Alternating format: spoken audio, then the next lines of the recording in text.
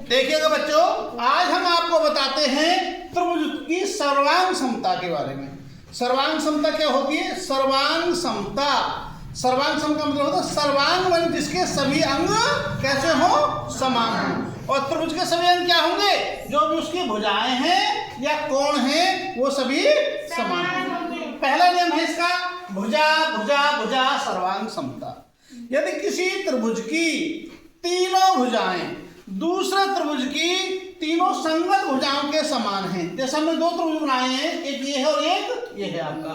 देखो ये 5 सेंटीमीटर, ये भी 5 सेंटीमीटर, ये 8 सेंटीमीटर, ये भी 8 सेंटीमीटर, ये 10 सेंटीमीटर, ये भी 10 सेंटीमीटर। ये तो ये दोनों त्रिभुज कैसे होंगे? सर्वांग सम होंगे। कैसे होंगे?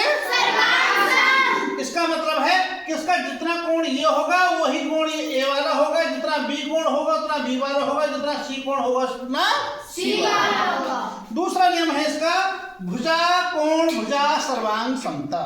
यदि किसी त्रिभुज के दो भुजाएं, दो संगत भुजाएं और एक कोण किसी दूसरे त्रिभुज के दो संगत भुजाओं और एक कोण के बराबर होगा तो वो दोनों त्रिभुज कैसे होंगे?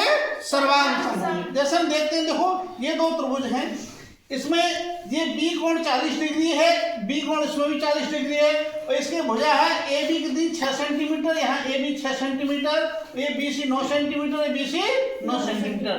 तो देखिएगा ये भुजा इसके बराबर हो गई और ये दूसरी वाली संगत भुजा इसके बराबर हो गई, तो ये दोनों का कोण ये कोण के बराबर होगा। तो ये दोनों त्रिभुज कैसे होंगे? आपके सर्वांग सम होंगे। यानी कि इसकी जो भी कोण होगा, जितना कोण ओ होगा वहां भी जितना ही है, इसका भी कोण ए उतना ही होगा, और जितना इसका सी कोण होगा उतना ही सी कोण होगा। जितनी भुजा ए सी होगी उतनी ही भुजा इसमें भी ए सी होगी। तीसरा है आपका कोण भुजा कोण सर्वांग समता। यदि किसी त्रिभुज के दो कोण और एक भुजा, समझे नहीं, दो कोण और एक भुजा किसी दूसरे त्रिभुज के दो कोण और एक भुजा के समान है तो वो त्रिभुज भी कैसा होगा? जैसे देखो ये उदाहरण देखते हैं, इसमें ये आपका ये भुजा है BC, तो ये दोनों में ये भी 10 सेंटीमीटर है, ये भी 10 सेंटीमीटर है, दोनों 10 सेंटीमीटर है।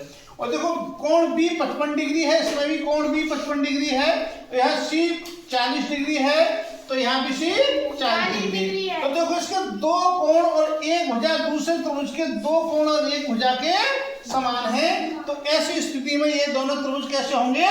सर्वांग सम होंगे।